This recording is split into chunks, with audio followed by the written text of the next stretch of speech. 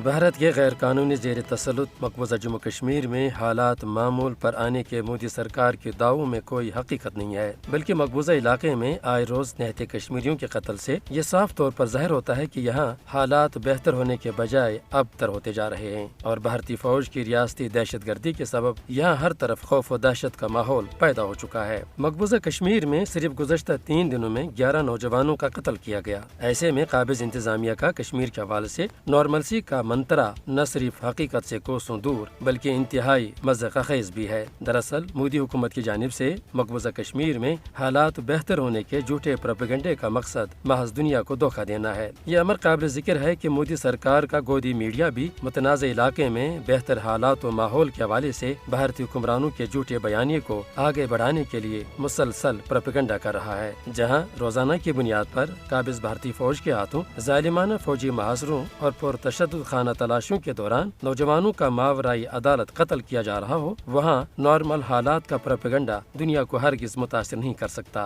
5 अगस्त 2019 के मोदी सरकार के एकतरफा और गैर कानूनी इकदाम के बाद से 600 से जायद कश्मीरी इस वक्त तक भारतीय फौज के हाथों कत्ल किए जा चुके हैं और इस खत्ते की मईशत समेत जिंदगी का हर शोबा तबाही के दहाने पर पहुँच चुका है। खास तौर पर कश्मीरी मुसलमानों के लिए बाइज्जत जीने के तमाम दरवाजे बंद हो चुके हैं। मकबूजा कश्मीर के अबतर हालात का तज़किरा बैनुल-अक़वामी मीडिया भी अपनी शह सुर्खियों में मुसलसल कर रहा है। हकीकत तो यह है कि जब तक मकबूजा कश्मीर में 10 लाख से जायद भारतीय फौजी कश्मीरियों के सरों पर बंदूकें तानी खड़ी है, तब तक मोदी सरकार का कश्मीर के हवाले से सब कुछ अच्छा होने का दावा कोई माने नहीं रखता। इसी तरह जब तक कश्मीर का तनाज़ा कश्मीरी अवाम की उमंगों के मुताबिक हल नहीं किया जाता, तब तक यहाँ हालात मामूल पर आने के बजाय बद से बदतर होते रहेंगे। इन ज़मीनी हक़ाइक़ को भारतीय हुक्मरान अपनी प्रोपेगेंडे की झूठी मशीनरी के सहारे जुटला नहीं सकती।